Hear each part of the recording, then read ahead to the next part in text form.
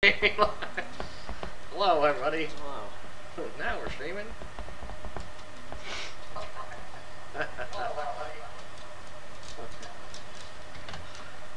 Alright. Okay. Helps to click the right one. Alright. Now that we're up and running, get a tweet out here. Get everybody in here, and then we'll get started. I just said one.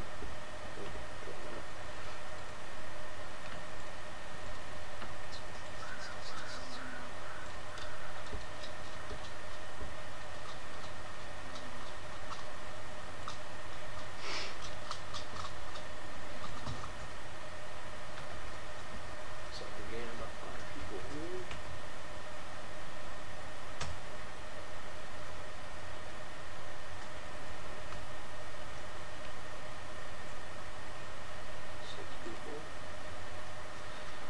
If you guys are new to this, your computer, the video screen there, click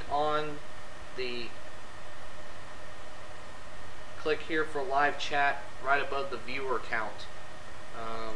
It'll bring up a new window, and then obviously you'll have to rearrange yourself and make it where you can see the chat and the video, but we're live in the chat room right now, so go ahead and get in there. You can also tweet us and also comment on the post on our Facebook page. We'll be trying to watch all three here, so as best as possible. Laura Mills asked if we're in for another 12 inches of snow at the end of the month. There is no way to know. It's impossible to tell you that. It's going to get very cold again towards the end of the month. Big time cold air coming back down, but as far as any type of major snowstorm, there's potential for some or one, but it's out there. It's way out there. So we'll continue to watch that. But we do know it's going to turn cold again very quickly.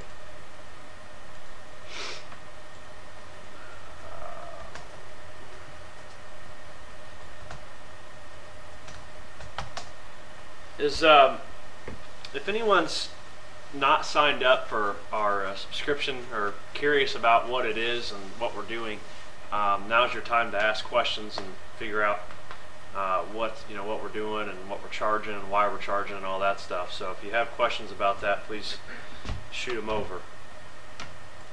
Also, this is the live stream that we would be using for that paid subscription. This is the premium stream.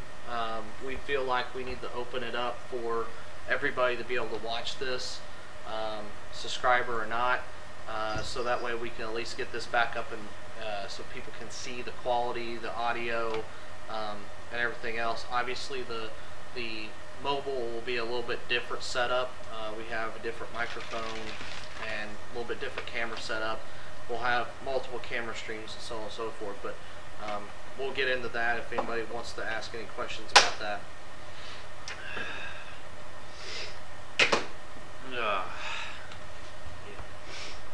Alright, how many people we got in here? Looks like about 11. 9, 10, 11 or so. If you are just now joining the video, click here for live chat right above the viewer count and jump into the live chat session. It will open up into a new window. If you have a pop-up blocker, it might block it, so you need to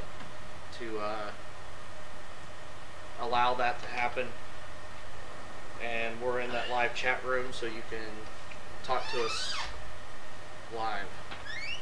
Hopefully you're not an Irish fan. Well, I was. Well, I am. Quite embarrassing performance, really, yesterday. I have no idea what happened. Colts played a good game. You know, they did all right. Yeah, good season for a rookie team. I mean, going to the playoffs, it's pretty impressive. So, roll Tide all the way. Yeah, I mean, if you're a true Alabama fan, good for them. They did a great job. I mean, probably one of the best football programs in the country, college-wise. So, good for them. Good for them. We're just letting people join here, so that way we're just kind of chit-chatting here. Let people join in, try and get as many people as we can in here before we get started.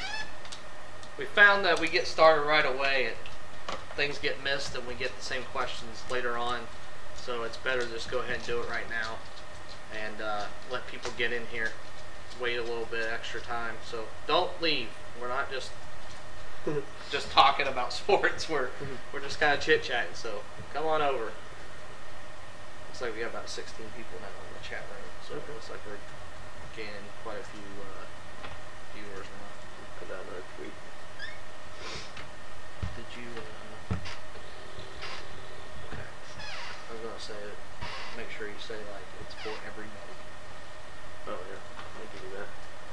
The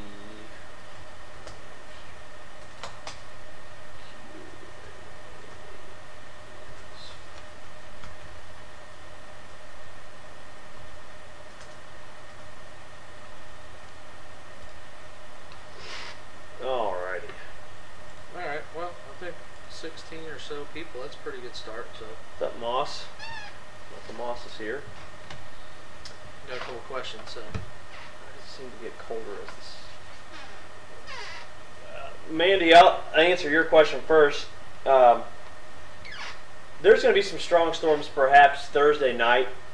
We put out a post earlier talking about this. Upper level winds look good. The moisture return looks good.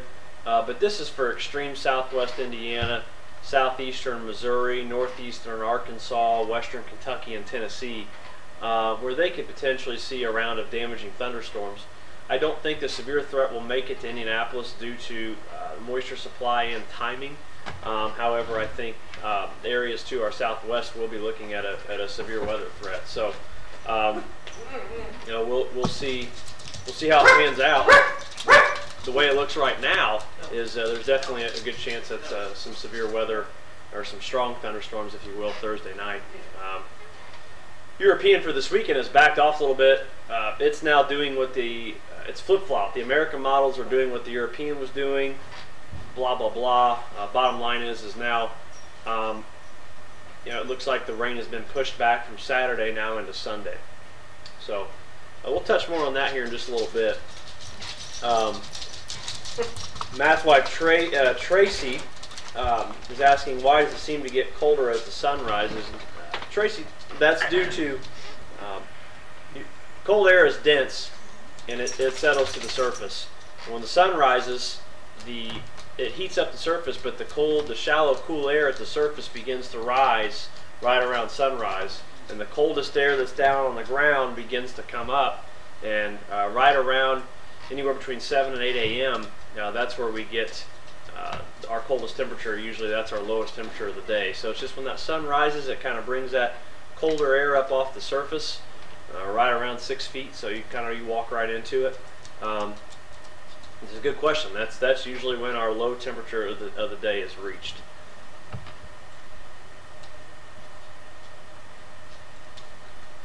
sorry guys, I had to go lock the dogs inside. They want to start barking, so had to hurry up and run away. All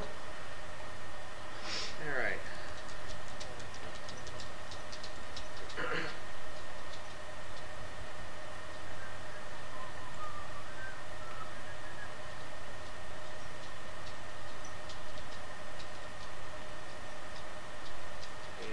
Yeah, we heard about the forecaster Moss, John Racy. I don't know much about him. I mean, thoughts and go out to him, his family.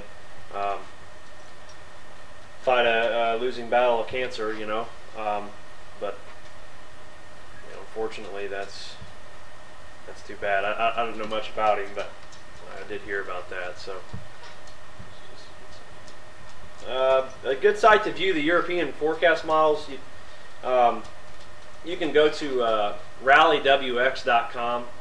They have quite a bit of European data there. You can go to proaccuweather.com. That's a paid service. I think it's like $30 a month, and that we'll get you full access to the European monthlies, weeklies, raw output, basically everything you would need. Via Pro AccuWeather is a pretty good site. That's $30 a month for that service. The Rally site's a great site if you got to have a little bit more knowledge. It's a lot of more of meteorological type forecasting charts and stuff like that. It's not as easy to read as what Pro AccuWeather is. That's kind of designed to kind of help the novice guy look at forecast models. But that is a good site to go to. Jessica Collins, I don't know what you mean by "can you tell?" And someone's asking what made you decide to do what you do. Well, I mean, it's a dream for both of us to kind of run our own company and chase weather, forecast weather, talk about weather, whatever it is, weather involved. That's what we do. So, and so far for the month of January, we've had a really good month. So things are going really well for us, and we just continue to plug away at it every single day. And again, with your guys' help, we can continue to make this better. Not only for us, but it's for you guys. So, Yep. The fee. I mean, if you have subscribed or if you haven't, the big argument right now is everybody thinks they're paying for a weather forecast, and that's not what they're paying for. What they're paying for, or what you would be paying for, is the high definition stream. This right here with no commercial interruption, live audio feedback during the chase, discussions before and after the chase, daily updated forecasts.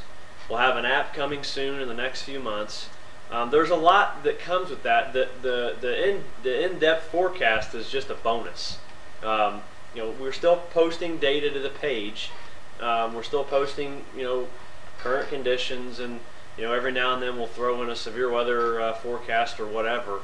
But the in-depth opinion is something that is included in the subscription. It's for example, you go to AccuWeather.com and you pay $30 a month. Okay, if you pay $30 a month and you're getting, basically you can look at computer models, which is great, and you can look at bloggers. That's good too. That's a good site. But you're paying $360 a year. But what you don't get to see is people actually out storm chasing, live stream, and actually getting live feedback from storm chasers out in the field. So $360 a year compared to $50 a year. I mean, it's a no-brainer to me. I asked the other close to 70 subscribers we currently have right now. So yeah, thanks everybody for that. First off, and second, you can ask any of them, and there's a reason why they think that it's a good deal. So. Yep. Someone asked.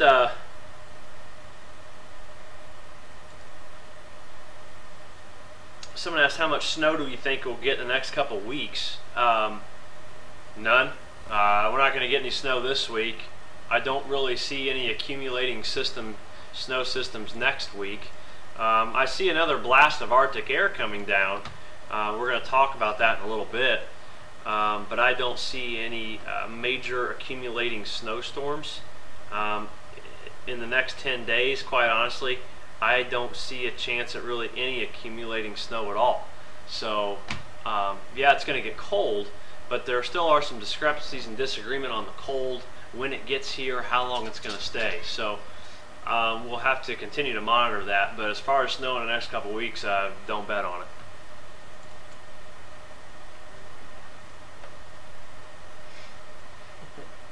I had everybody try to set their names if they could.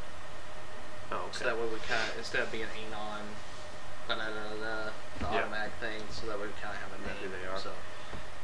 Yeah, Moss, we're going to talk about we're going to dive into the numbers here a little bit, probably around 8:45 or so. Give everybody kind of a rundown of what it is we're looking at. Yeah, but the morning numbers off of the European and GFS forecast models show well over 2 inches of rain possible over the next 6 to 7 days, on top of snow melt. So roughly with the snow melt and the rain, we could be talking amounts of 3 inches of water that we'll get here by Monday morning. So yeah, the heavy rains are coming. Jeremy, what are some good resources to start learning? The best website, if you want to go and learn just about meteorology and different things in general, you can go to theweatherprediction.com. That's a website ran by a meteorologist, Jeff Havey. He has a master's degree from Mississippi State University. He's one of my professors. Teaches a great course. Very, very knowledgeable. You can check that out. Weatherprediction.com.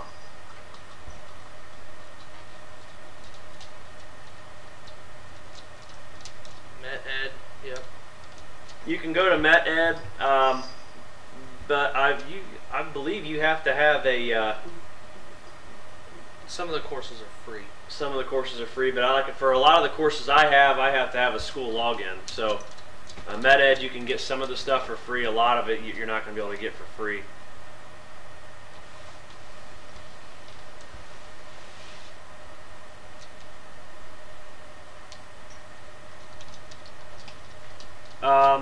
Let's see here, let me catch up. Freezing fog. Can I explain freezing fog? Yeah, it's just fog that forms with temperatures below freezing, and it just freezes on contact. It really, it's the same thing as normal fog. It's just you have moisture in the air that freezes on contact because the temperatures are below freezing, basically. And what Moss is talking about, warmer air riding over an established snowpack, that's called advection fog. Okay, you have a warm air advection overriding a cold surface, and that will begin to create the fog. Okay, create a little bit of a difference in the atmosphere and the air, or the temperature of the air in the atmosphere. It'll condensate, it'll turn into fog.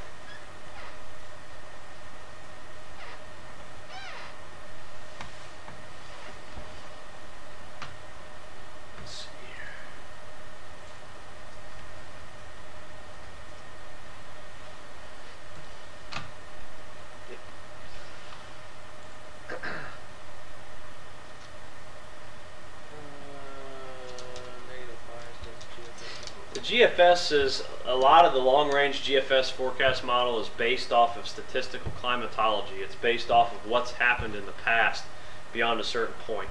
It does have a cold bias. It will go colder, and it will predict monster snowstorms that will never happen. Okay, the operational 12Z GFS this morning went bitterly cold, 510 thicknesses here over Indiana here out through day 11 and 12. I don't think it's going to get that cold, but that's common to the GFS. You don't want to buy into, you see one operational run, you don't want to buy into that. Look at your ensembles, look at the European, the UCMET, the Canadian, all the different models to get you a little bit better idea of what the cold's going to be doing. Several acronyms. Yeah, we could do that. We could, the easiest thing is we could post a link to That's what he said. He says it's possible to post a list. Yeah, we could post a link to the NWS glossary. Or we can take those and also put it on our website too, so that way everybody can easily grab it. Yeah. Right? Yeah, that's not a bad idea. NWS has a glossary already made up that you can go to, and it's kind of hard to find actually, but we can grab it and we'll copy it on their, and mention them on their behalf, and we'll just post it on our website for you guys to grab easier, so that way you guys can see it.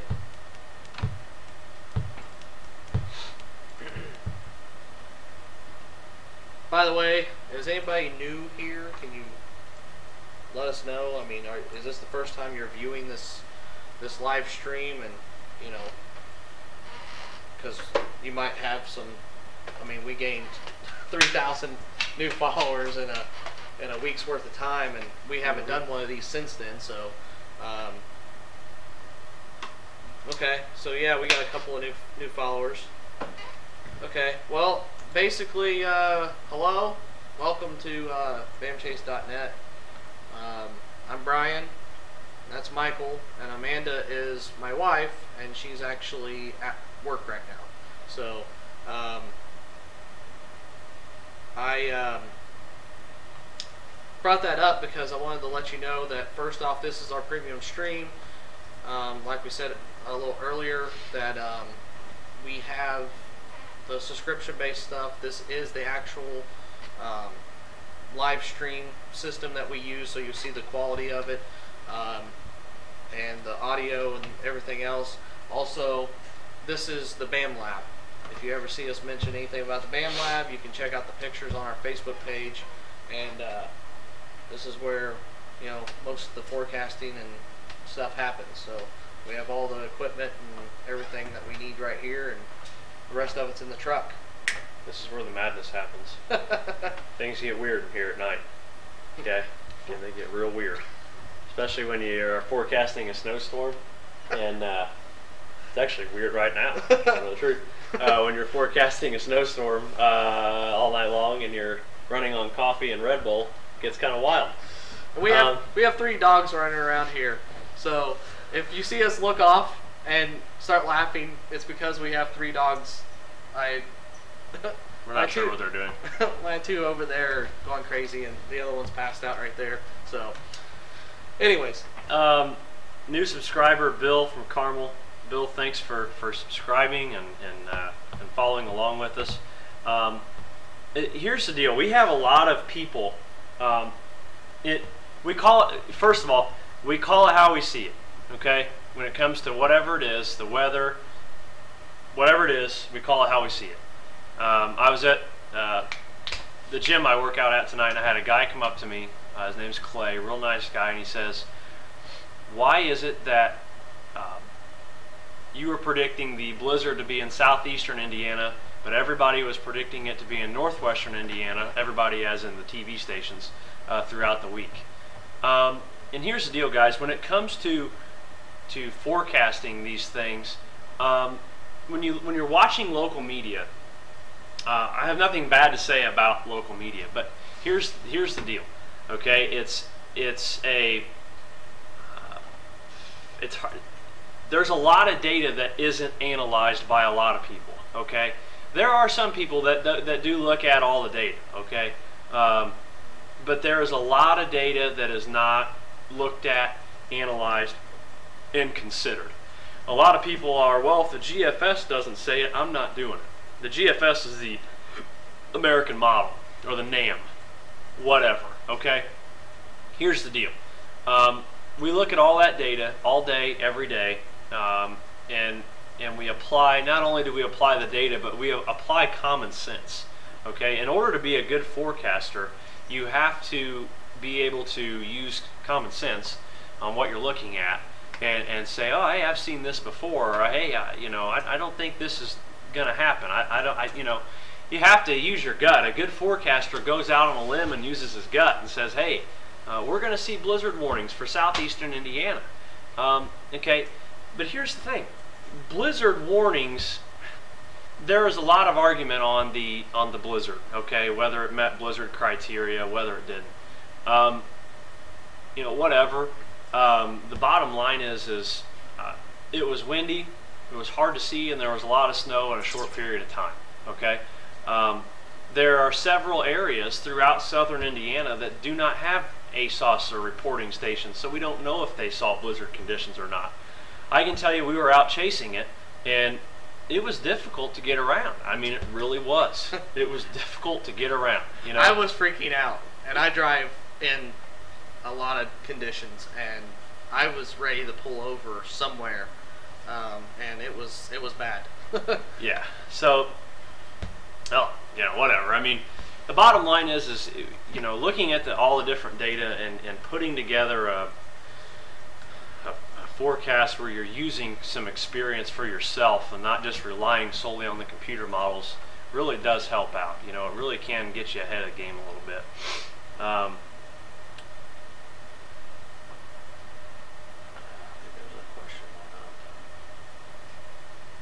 Yeah, blizzard conditions, Jeff. I mean, there were a lot of people that, we saw a lot of trucks pulled over because they couldn't see and all that other stuff. But blizzard is not really defined on the amount of snow that you get. It's about the winds and the visibility.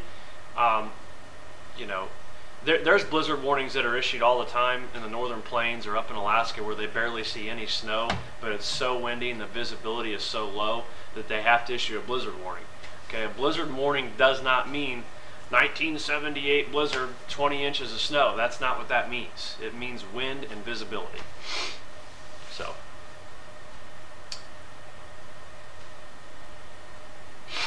Alrighty. Let's see here, guys. We got a tweet coming in. I don't understand these.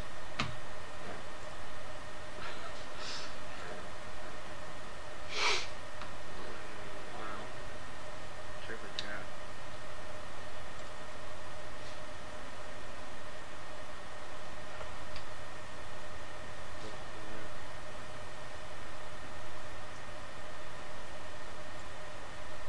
That one. Yeah.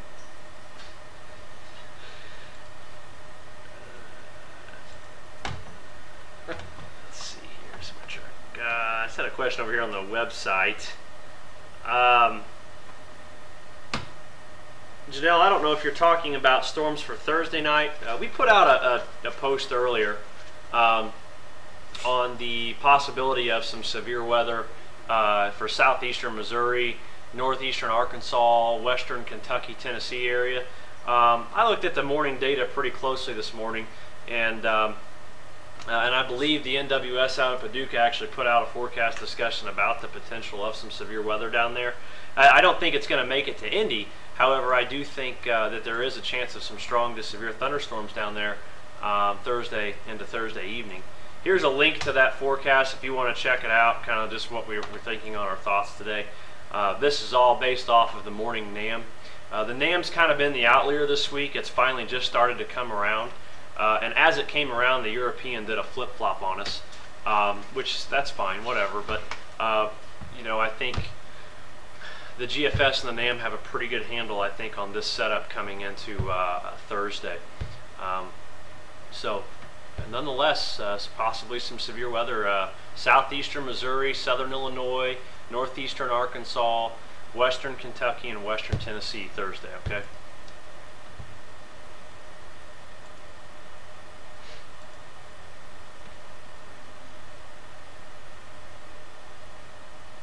Jeff, flooding concerns for Indiana. Is that where you're coming out of?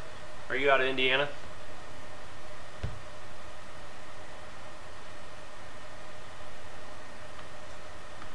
Yeah, I don't know if there's going to be any flooding. I mean, there may be some water on the roadways and stuff like that.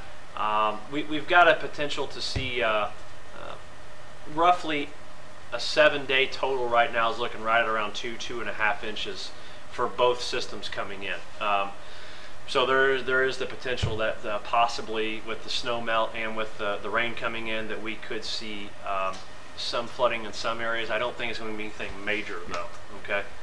Let's see. I was wondering if you were ever allowed to have some intern with you to talk about it. Nathan, the biggest thing, I actually had a phone call yesterday about the same thing, and right now internships would not really work in our particular situation because we don't do this full time. We all have regular full-time jobs, and we're heading towards that direction to be able to do this all the time, but currently right now we don't do this full time, so it's not feasible at that point in time. So but definitely keep it here, watch what we do. We ask questions, we will answer them as much as we can, and everything. So but right now it's not possible. With as far as the difference between meteorology and a certificate and a degree, there's not a lot of difference. I'm here to tell you the certificate is you're getting all the meteorology courses, but you're not getting your basic core classes. And that's the same thing with every Right. every college. Every course. college course, you know. Even mine, I did the same thing. Right. So- So basically, you're not taking your English and your math and your reading and all that crap, but you're taking all of the meteorology courses. Okay. And in fact, Mississippi State University, they actually offer more meteorology courses than a lot of colleges do that offer the degree in meteorology. They offer radar satellite meteorology, thermodynamics, weather prediction 1 and 2, synoptic meteorology, intro to meteorology. There's water resources. There's all different kinds of meteorology classes that you will get in that certificate program that you will not get at different colleges. A, because they only teach them every other year or something like that, or B, because they just don't offer them. So the certificate program, it's a really good program. And obviously, when you take the certificate programs with any type of degree course or whatever, you can take a degree course a lot of times. Like, for instance, my bachelor's degree that I got, you could go to the same school that I went to, go take all the courses for that particular degree, but not take the core classes and end up with a certificate of completion and show that you did all those courses. But then you could always go back within a reasonable amount of time. You'd have to talk to, obviously, that counselor for that school and find out that information, but you would be able to then complete the core classes and then complete your degree. So degree is always going to trump everything, but there's a certificate's fine. It's not. It's going to get you a lot of the times where you need to go.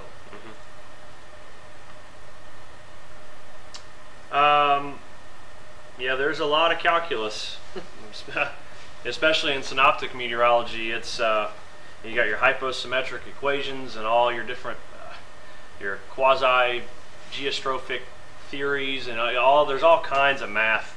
Your potential temperature.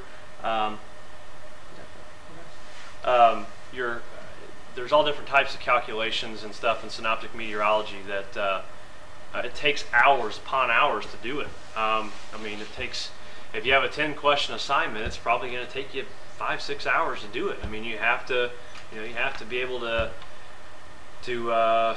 decipher that stuff. But at the same time, it's not always that useful. But it helps to know. It helps to know, you can get an A in meteorology class, but that's just a letter grade. If you can't go out and apply common sense to forecasting, then it doesn't matter if you had an A or an F in your meteorology class.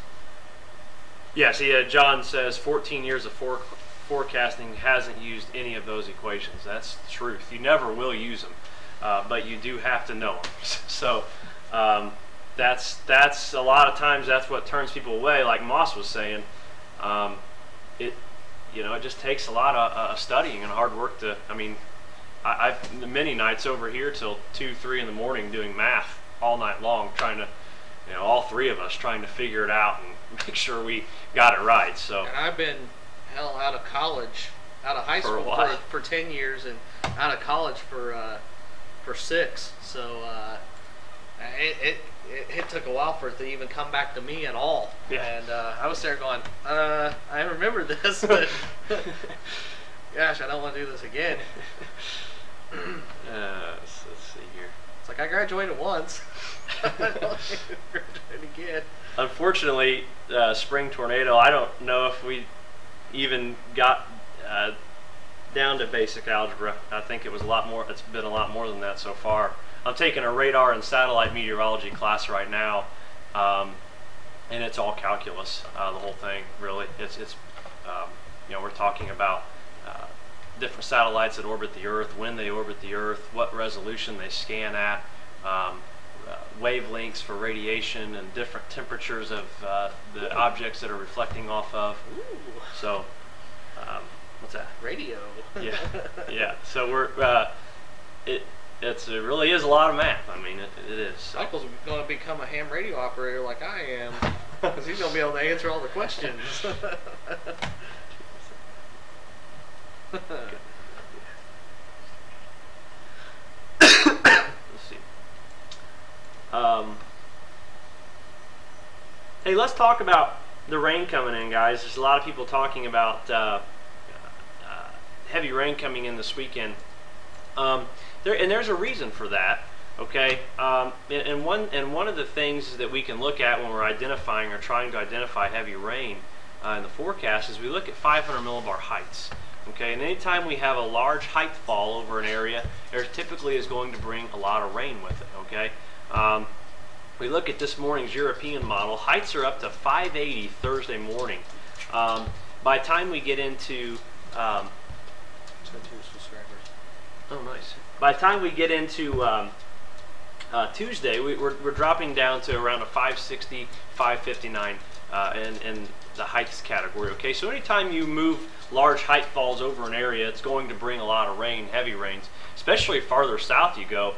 They could be looking at maybe some flooding potential actually. Like I said, the morning European comes in with 2.47 inches of rain over the next 7 days. And that's been pretty consistent. The only difference here is now the European has pushed the rain back a day further, and this was something the GFS, the American model, was on to a couple of days ago. So we could say the American model had the upper hand on that end of it. But you know, here's one thing we need to look at, guys, is now if we have dry time Saturday, going off of the morning European, 12Z Saturday, we've got a strong southwest wind, maybe some debris clouds from some rain to the south here. A cold front comes and passes sometime around 2 p.m. Saturday. So the question is when will that front pass, and how much time are we going to have to warm things up? Guidance still suggests 60 degrees is possible, but it's all going to depend on the front and the wind shift and the clouds. Okay, so granted it's going to be drier now on Saturday, but the thing we have to look at is now we're forecasting a wind shift sometime around 2 p.m. Saturday that could put a big damper on our plans for you know, mid to upper 60s. So we'll continue to monitor that. Interesting nonetheless that we're getting that warm for the month of January. So Nathan asked, do meteorologists on television have a certificate or a degree? It depends. Both. There's meteorologists that are CBM certified broadcast meteorologists. There's people on TV that don't actually have a full meteorology degree, but they have courses in meteorology they've completed. You know, so it depends on the person. You know, really, it depends on the situation. You can, Brian Wilkes does not have a full meteorology degree. He's got plenty of meteorology courses and a lot of experience, but he doesn't have the full degree. So, you know, you can be on TV and forecast, but you don't have to have a degree. Yeah, that's exactly right. I interviewed at a station out in Illinois, a real small station, and the chief meteorologist there, Rick Kirby was his name. He was a sportscaster, and the director there liked how he presented the sports and asked him if he wanted to come over and do the weather. So this guy does a couple of classes. Next thing you know, he's a chief meteorologist. Whatever, you know. But that's true. I mean, and then you wonder why these people are putting 2-inch snowfall forecast down when you get 10. That's the name of the game. So let's see here. There's a saying behind that, but it's not appropriate. Yeah, no kidding. Let's see. John D says through 72 hours. Yeah. I mean, inch of rain down for within 3 days, and then add in the fact of the next weather system coming in for Sunday into Monday. So yeah, easily 2.5 inches of rain is possible here over the next 7 days, guys. Pat Sajak got his break as a weather guy. That's funny.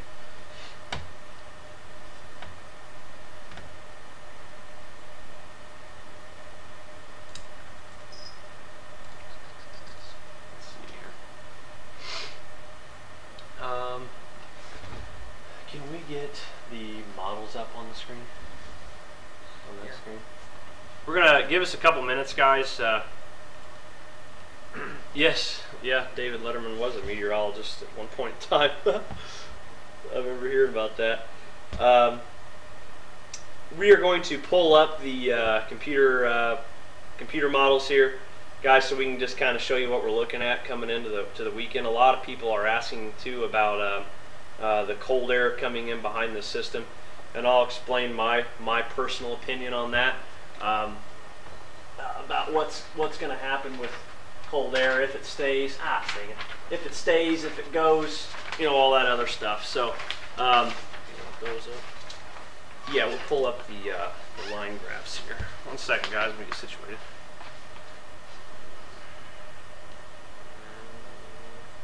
You'll have to go to. Do you need this? No, you'll have to go to the rally. Oh, do you need this? Oh no, no. You're good. So you just need this one? Yeah. So you get that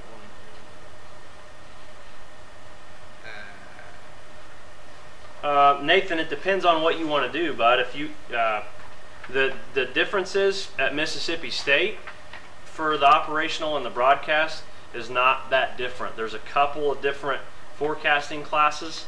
The operational meteorology, there's a couple of difference in courses as far as weather prediction goes, I believe. But there's not that much of a difference, really. The broadcasting side, you take a couple of communications classes, and I think you take a journalism class maybe, and it just depends on what you want to do, and the career path you want to take. So they're both really good programs, and a lot of people have taken them. There's a lot of people on television who've gone and got that certificate. So Jim Cantori went through that program, so he seems to be pretty cool. So, Are you ready? all right, yeah, we're going to take a look now at the computer models now, and I always talk about the teleconnections, because that's personally what I like to talk about. And that's kind of how we predicted the heavy snowstorm that we had a couple weeks ago. We saw the PNA going positive. We knew, okay, we've got a ridge setting up in the eastern Pacific.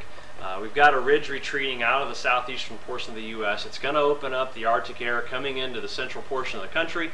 And that was something that hadn't happened all year long. We knew the PNA was going positive for that storm. So we bid on it, and it turned out that it worked. So we take a look at the NAO, the Greenland block, if you will. Something that we want to note here that's quite different is looking at the European NAO, which is the blue little star line graph here. It's taken a big turn, okay? It is now tanking. I'm going way negative. This is off the 12Z runs, right around the 18th of January. This thing has really started to indicate that possibly we could be looking at a big-time block setup. Okay, this is a different view from what was going on 3 days ago. The NAO now between the forecast models is beginning to kind of inch down a little bit. That gets that basically in a nutshell. Without going into a lot of detail, the NAO gets us the traffic jam in the eastern portion of the country, and it can pull down the colder air behind the storm and allow for some snow, okay? Allow for some wintry weather. Let's scroll down a little bit here. We'll take a look at the PNA, which is, that's where we get the ridge in the eastern Pacific, okay? When that thing goes positive, we get the ridge in the eastern Pacific that helps to make the central portion of the country colder, okay? When the PNA is negative, we have a ridge in the southeast. The eastern portion of the U.S. is warmer. Meanwhile, the western portion of the country is colder, which is kind of exactly what's going on right now. So let's scroll down, take a look at the Arctic oscillation. This here is beginning to go way negative as well. Right between, basically we get into anywhere from the 14th of the month in through the 20th. So we can tell you that the cold air appears to be making a comeback, and it will come back after this weekend, after that cold front passes. The dam of cold air that's kind of up north right now is going to break open, and I think the cold air is going to come back. Okay, I don't see any major storms right now, and the reason for that is I don't see the best setup for a nice ridge in the eastern Pacific just yet. I don't see that PNA where I would like to see it. Yeah, it's coming up, but at the same time, I don't see any major snowstorms in the 7 to 10 day outlook. You know. Anything beyond that, like we always say, is pretty much a crapshoot. So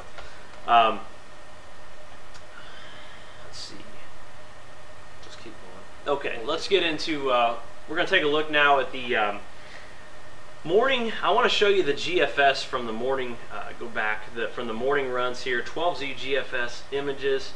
We'll go down to 850 millibar temperatures, North America. We'll take it out to 228 hours. Okay, take a look at this, guys. This is the morning operational GFS. And this is where a lot of people are going to see this and they're going to go, oh God, it's going to get real cold. You know, it's coming. The bitterly cold Arctic air is coming. Okay. I think this is a little too cold, personally, in my opinion. You can see the polar vortex up there is quite powerful. It's quite strong. But look over in off the eastern or the western portion of the country. Okay, off the coast of California. Where's the ridge? Where's the big block? It's not there, okay? It's not there. There's no positive PNA there.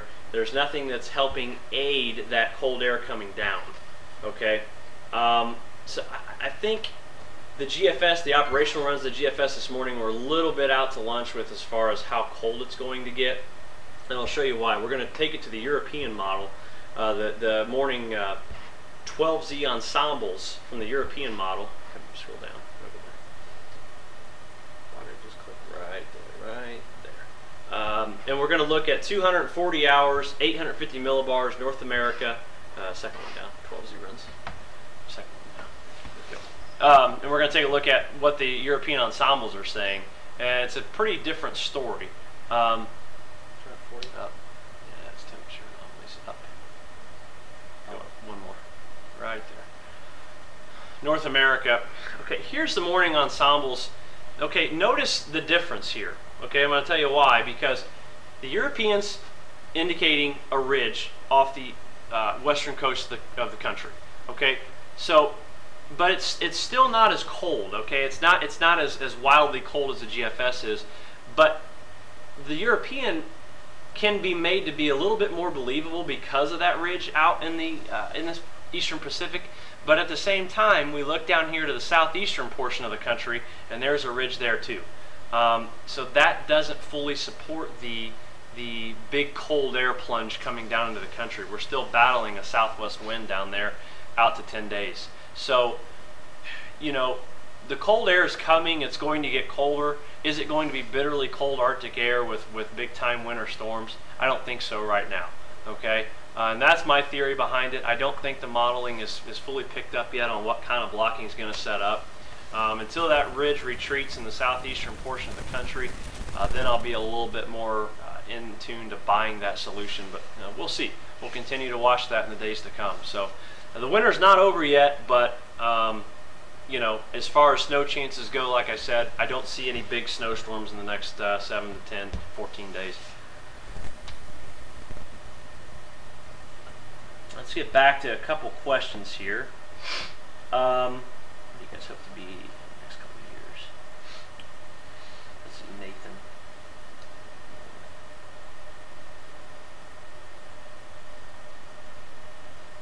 Mississippi State over what I could receive at APY. IU, their meteorology program is somewhat new, if I understand correctly. They have a program there, but IU's more based on climatology. They're more of a climatology-driven school. I had a buddy that went there. I personally would recommend between the two of those, you know, you could go to Purdue and get a meteorology degree. The differences in Mississippi State and Purdue, as far as I'm concerned, is the cost. Purdue, you're going to pay $100 grand. You're probably going to pay $100 grand to go to Purdue. The Mississippi State online program is $20,000, maybe a little bit less. Okay. Same thing with Ball State too. Ball State has a program that's pretty good, and you're still going to pay a lot of money. A lot of money. So Mississippi State is obviously the cheap way to go, but you know, yeah, John D, you're right. You know, Purdue's got the top in the state. You know, but out of everything for money wise, I mean, Mississippi State, hands down, is the best bet to have a place to go. So Yeah, I know a lot of people that have spent a lot of money at Purdue. and left, Yeah, and left and haven't after a completed it. year, they Yeah. still haven't completed their degree. Yeah, so it all depends on what you want to do. You know, they not knocking their program. They have a great program.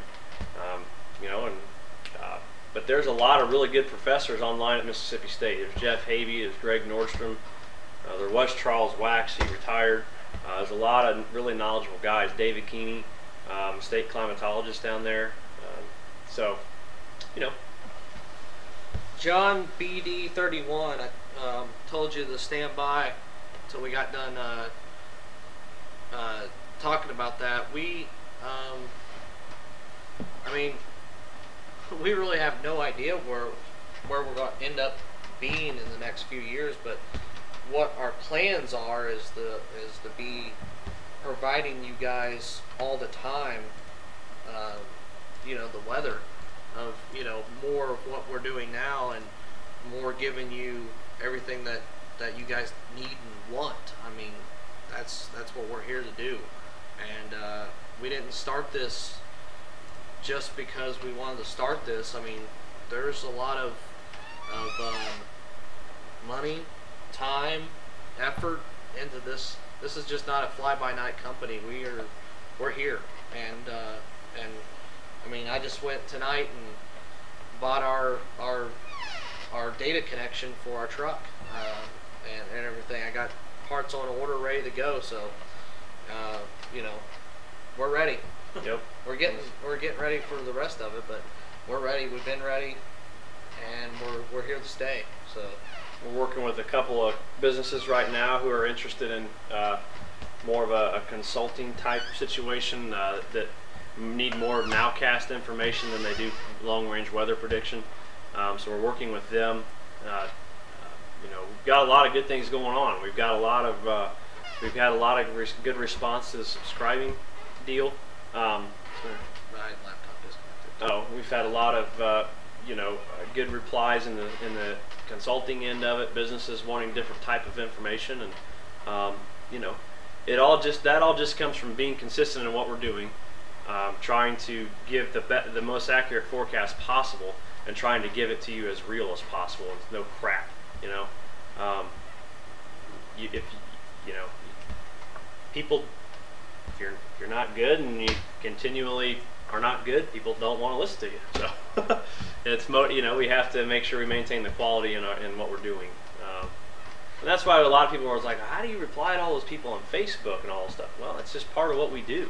It's just we are driven to serve the people who want to know about the weather, and that's what we take a lot of time out of our day to try and answer everybody's questions and all that stuff. So we feel that's a lot of what sets us aside from other people who are trying to do this kind of thing. It's a long shot, and it's a tough shot.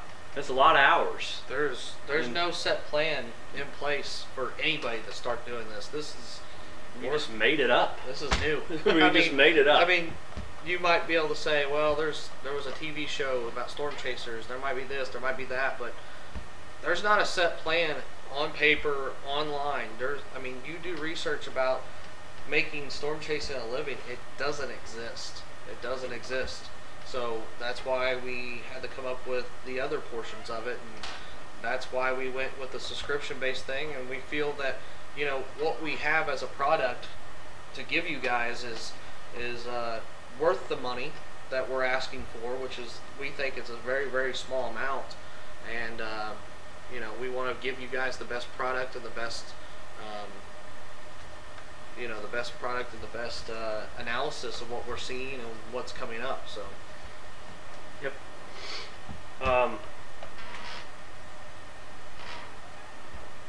Yeah, you know, like we try.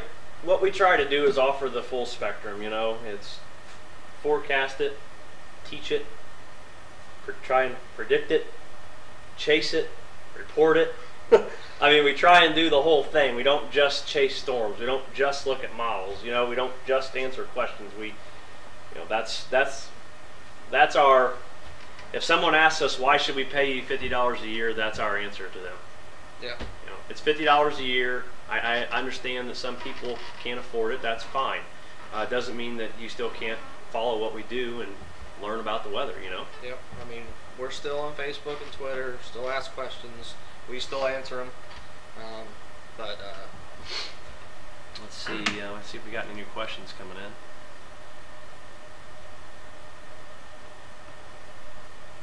You see that?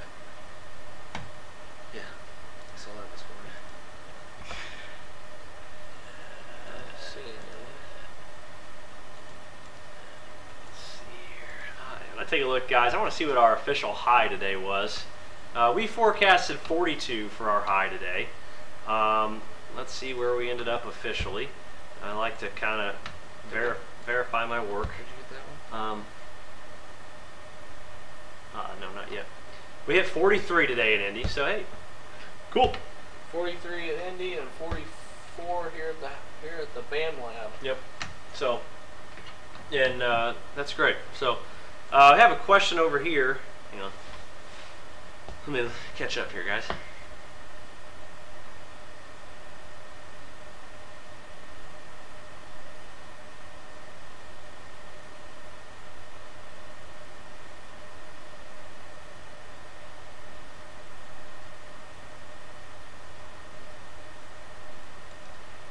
Jeffrey,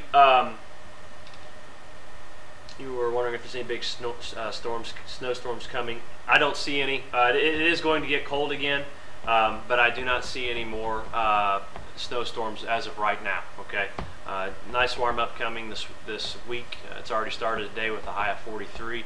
It's the first time we've seen 40s since a couple of days before Christmas, I believe. So. The cold is coming back. How cold and how long will it last is yet to be determined. I don't want to put out an answer for that yet because I don't fully agree with what's going on right now. So we'll see. We do have an area for our photo gallery, all of our images and chases. We have a lot of videos on YouTube, and we also have a lot of photos on our Facebook page. So just like us on there and check out the YouTube account. Nathan, no problem answering your questions. You don't actually have to have an ACT or SAT test score for the MSU program. I didn't have either one of those, okay?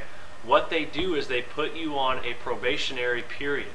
So your first 12 credit hours, you have to maintain a B average. You cannot get below a B or they will kick you out of the program, okay? Then once they take you off the probationary period, then you're considered a full-time student, and then you have to maintain a 2.5 or higher. So a 2.5 is a solid C or higher to stay in the program and to get the credit for the courses. So they do have some tough, the online courses, they do have a little bit of a tougher, what am I looking for, criteria to meet, I guess you would say a little bit, but there is a way around that if you don't have ACT. If you have those ACT and SAT scores, you could probably get in without doing the probationary term. It's actually called a special non-degree student for your first 12 hours is what they call it. What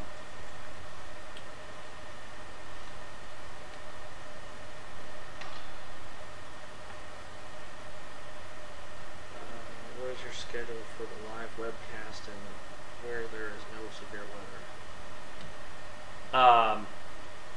Just every Tuesday. Just every Tuesday night. We do this Q&A session. Yeah. We didn't do it over the holiday break, obviously for multiple reasons. We obviously needed a small holiday break, and with everybody out of town and this, that, and the other, we, obviously, wouldn't have that many viewers, so we didn't feel that it would be, worth it. But we're back. This is our first one after the holiday break. We try to do these. We've been doing these every Tuesday at 8 p.m. We stay on here for about an hour to an hour and a half, depending on what's going on. If there's not a lot going on, 45 minutes to an hour. So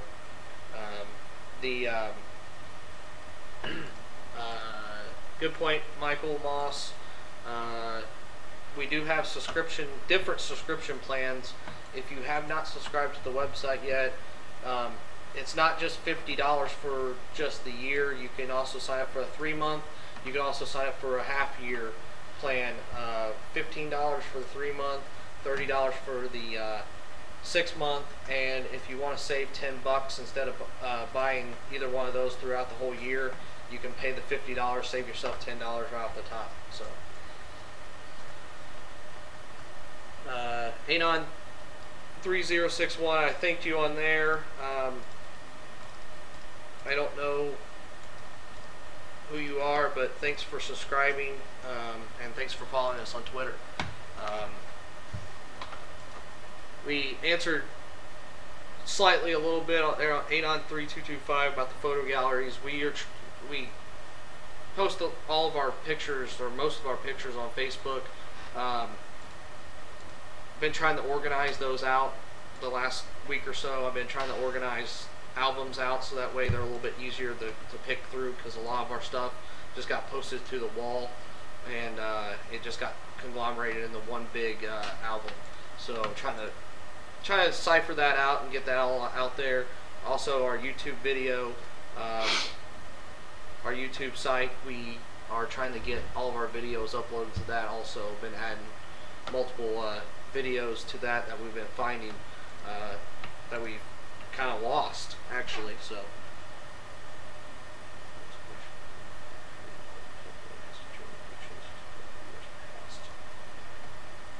Mike, I think I think you know my answer on a personal level. If you were to talk to me in person, I'm not going to give you my opinion on the cast here, but there are a lot of people out there who do not belong in this business, and they have no idea what they're talking about. B, they're irresponsible. They're inconsiderate. You're disrespectful. Social media. It's good and it's bad, you know, because the problem is everybody has access to all this data. You know, anybody can go read an AFD or go get all the model of data they want, and then you have every Tom, Dick, and Harry out there predicting the weather. And one guy's going to look at the GFS and go, well, this says this, and you're saying this, you're an idiot. Ah, well, you know what? Okay, that's fine. But the problem is social media and the internet has really opened up a whole new era of people involved in weather, if you ask me. And you know, you bring up the point. There's so many storm chasers now, and there's so many people doing this. You know, when we talk about tornadoes and severe weather reports, are there really more tornadoes, or do we just have more storm chasers? You know, are more people just seeing tornadoes now than what they were 15, 20 years ago? Or how many were actually reported? Right. And then they're going back. I mean, when you see those 150 some tornadoes reported in one day, that's reports. That's individual reports. There might be 3-4 different chasers, or heck, out west there might be 20 different chasers calling that same one in, and that National Weather Service has to go out, survey the damage, and then they determine there was 1 tornado, 2 tornadoes, whatever in that area. So, you know, it just depends. It just depends. It's all the same old stuff. So, and John, you may bring a real good point too, man. That's, you know, social media has allowed us to create this business that we have been working on the past couple of years. I mean, so there are good things about it. I mean, you know, we've done a lot of things. I mean, we run our business through Facebook and Twitter. Yep. I mean, we really do. I mean, yeah, it's really, I mean, we use it as, you know, our means to contact everybody else. But, you know, I think the big thing is that Michael Moss was getting at is what is it doing for everybody else? And you know, we love that everybody has the passion to go chase and everything, but there's got to be a way to get the education before just running out in your Honda Civic and, you know, go out and get in front of, you know, a tornado, or even in a hailstorm or whatever. I mean, you guys, if you guys have been following us, you know, in the past year, you would see what it did, you know, to our Chevy Trailblazer. I mean, and we've been doing this for a long time. So we've been storm chasing for a long time. It's pretty bad. Yeah. You know, so it. Um, let's see here. Noise will always be in the spectrum. Yep. Will always. Yep. John is exactly right. John D's right. Yep. That's exactly it. Which is good. I'll see these days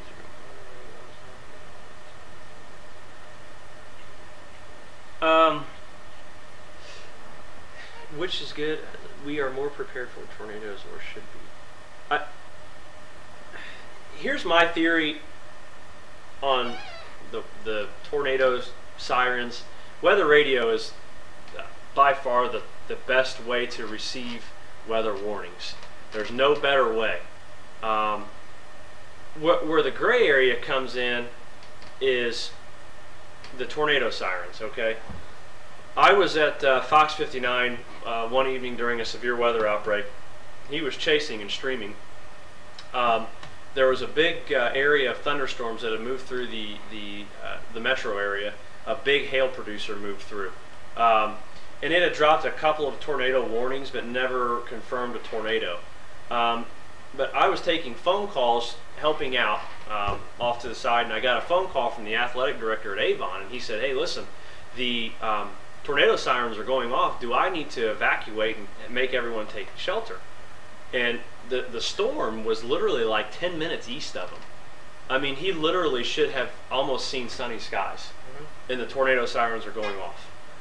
So the tornado sirens, I just don't buy into them. I think they are sounded way too much. I think the state needs to be on a overall consistent policy. Okay, none of this tornado siren with a severe thunderstorm warning under a tornado watch crap. It's crap because it takes down people's awareness. They don't listen to the sirens as much. They don't care. You know, it's just that way with my own family. They'll tell me, "Well, I don't know what you're talking about. These sirens go off 15 times a year when it's storm season." But all it takes is that one time for the sirens to actually be a tornado, and it's going to kill people because they're not listening to it. So that's my opinion on that. I mean, we go back and forth about this, you know, all the time. You know, the thing is we were in Henryville. There's an EF4, you know, EF4 size tornado coming at the town. Obviously, you don't rate a tornado by the size and everything else because it doesn't matter. But EF4 damage was caused by this tornado. This huge tornado is coming at this town, and people are standing outside. You know, we've been through this multiple times. We've talked about this, but obviously we had new people watching. But you know, people don't listen. Those things were going off since we showed up there at the Henryville exit. There were still people standing outside, and we were telling them to get back inside. So, you know, it happens. But again, tornado sirens were never made for the, sirens were never made for actual tornado warnings and severe thunderstorm warnings, so on and so forth. It's a civil defense system, and it's antiquated, and it needs to be reevaluated. I've actually, for my full-time job, I've actually installed some at businesses, and a voice type system that will actually say a message. And I actually talked to a guy from American Signal Corporation that makes these things, and I actually talked to him about it, and it was it's very cool to actually get it from the actual manufacturer side of what their thoughts are of it. And you know, there's a lot of cool technology coming out there, but the problem is it costs a lot of money. And it's going to take the government to reevaluate state by state or county by county. We want to see it state by state because we want to see Indiana still doesn't have a statewide policy regulation in place. So it's all done by county. We want to see that happen too. So, Yep. But I don't want to talk about sirens anymore. It can go it on could be forever. on for hours Yeah. about this. It really could. So- And John brings up a real good point. I agree with you 100%, John. I agree with Mike Moss. Charity, I see where you're saying. There's just a lot of different, there's just so many different things you can get into. So the reason I pulled out is because this is the tornado that was in Henryville. This was getting made by some good friends of ours. But this is the size of the tornado, okay? With satellite tornadoes coming off of it. And then over here, that's my hand, okay? I have really big hands. That's my hand with hail in it, okay? And you had people out in the parking lot, okay? I mean, you're talking top-notch disaster here, okay? The worst it can get. I mean, EF4, okay? And the sirens are going off and people are standing outside looking. So that's kind of my case in point on tornado sirens. Let's see here. A couple more minutes, guys, if you want to ask any questions. We got 9:12. We'll do about 10 more minutes here, I guess, and see if you got any more questions, send them on over.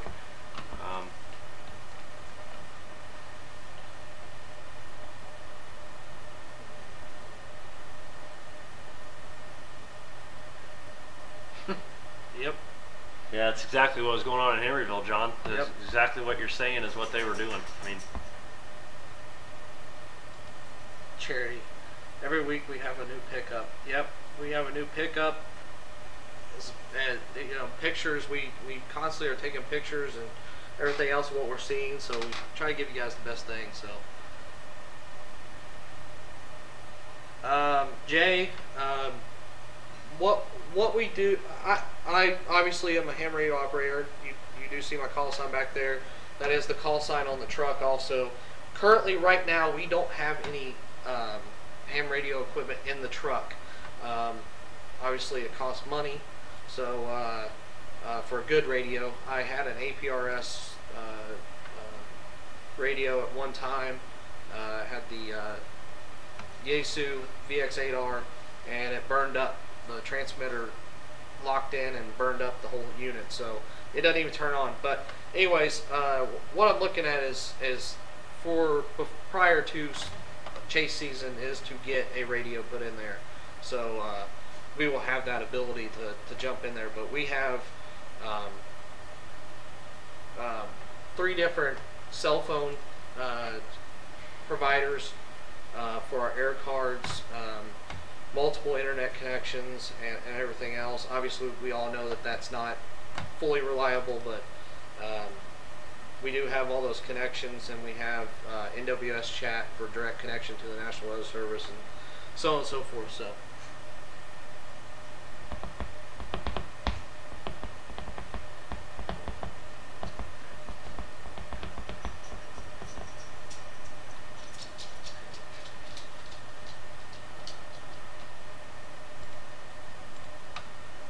Charity, you're probably talking about the land spout. It was actually, I know which one you're talking about. It was the land spout that actually hit just within a quarter mile of the neighborhood right here. Hit a barn down here and went across the field, and actually over by Main Street, 65. No.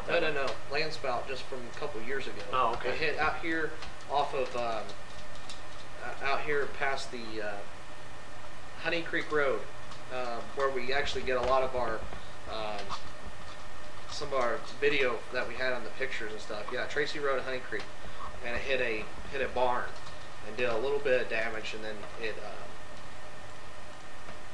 actually came across. But they called that a land spout. That wasn't actually considered a tornado. So let me get a scanner too before I get a scanner. Spring tornado. If we're on the ham radio, yes, you will hear us on the scanner. Obviously, that would be the only way. That's the only type of radios we have that we'll have available to us. So, does a tornado sound like a train coming?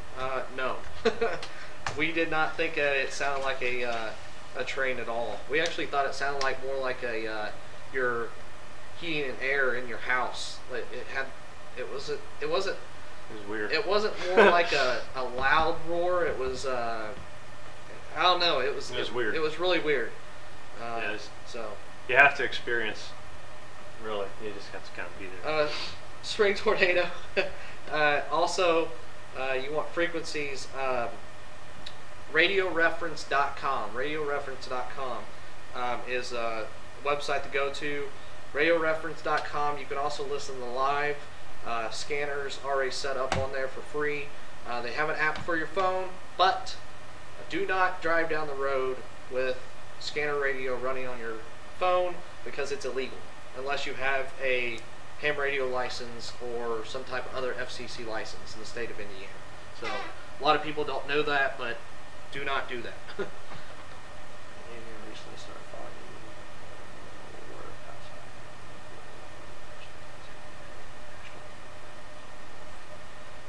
We've talked to him on the phone. We've talked to a lot of big time meteorologists on the phone. We haven't actually met them in person. Generally, if the Weather Channel sends out a storm chaser, I don't go where they are because they don't know what they're doing, and they're not going to see a tornado. Okay, the tornado hunt this year for the Weather Channel went terrible, and generally, if they send Jim Cantori somewhere, I'm going to go 100 miles away from Jim Cantori. Okay, that's just me. He might be able to get thundersnow, Yeah, or water flooding New York City, but yeah. I mean that was a given. So We go where we want. We don't go off Storm Prediction Center. We don't really. I mean, we do, but we forecast our own chases. We go where we want to go. If that makes sense. You Gil, you said you had a question. If you want to go ahead and ask it, go ahead.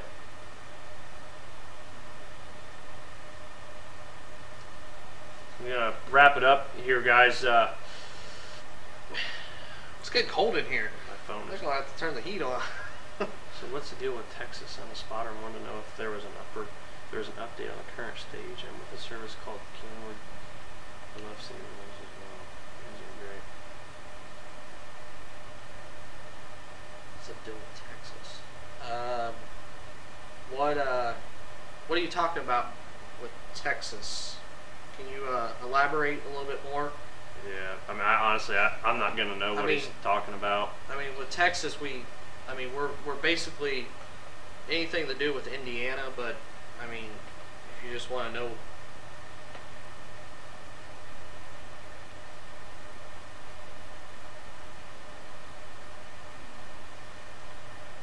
Yeah, I don't know what that is. Okay. Did you guys ever ride out a hurricane? Yeah. Yes, we Yeah, we would. We actually wanted to do that. We will this coming year. This coming year, we'll definitely be doing it. Yeah, we'll definitely do it. Oh, his full starts was this. Yeah, stopped. They issued a mezzo discussion. We're trying to keep us away from those storms for a reason. I'll be able to report live from the field. John D. Yes. I don't know where the what he's talking about. Yeah, they use satellite trucks at Weather Channel, so doesn't quite work very well. The tornado hunt, they used a special mobile satellite, and if you watched any of it live, it constantly went in and out all the time. And we feel like with our particular setup, it will it'll surpass, might not surpass the quality of the video, being that it won't be full 1080p high definition, but it will, I guess, rival up there, especially with the availability of it, because we shouldn't drop in and out like they did. So, All right, guys. One thing to wrap it up here, if you are curious about anything that we're doing as far as our subscription service, you know, I'm going to post a link on here for any type of information that you may want. That way you can check it out and see what we're doing. Again, it's not all you're paying for a forecast. We're not charging for a forecast. So if you know people and people are saying that, please tell them that's not what we're doing. We're just throwing it in as here's our opinion on it. That's it. Okay. I'm going to post the link on here for the registration info if you want to check it out, see what we're about, what we're doing. If you have questions, there's a lot of frequently asked questions on there. Let's see here. Amanda was calling. She's on her way home. Work idea. Question. I don't have any thoughts on upcoming severe weather season. It's way too far out. I really don't. I don't. I'm not in that business. I really don't know. Anything's possible. So I'm sorry for that. But if I gave you a forecast, it would be a pure guess. There's no way to know. But check out the link we sent, guys. That's all the info you would need to know. Other than that, it's going to get warm, upper 50s, 60 by Saturday. Rain and perhaps some storms coming in. The cold weather is coming back. How long will it stay? How cold will it get? Still yet to be determined. You have anything else you want to add? I obviously stepped out, but I know Michael was talking about registration on the website. Obviously, we run the website totally on our own. So if you guys have any suggestions on features, other than apps, if you look at the registration information, you'll see frequently asked questions on there. Anything other than what's already on that page, feel free to send it to us on Facebook, Twitter, or email us using the contact us button on the website. Basically, I just need any suggestions on anything, but there are mobile apps coming. The website is mobile friendly, so try it out on your phone. This stream is available on the mobile phone too. It'll work on the iPhone.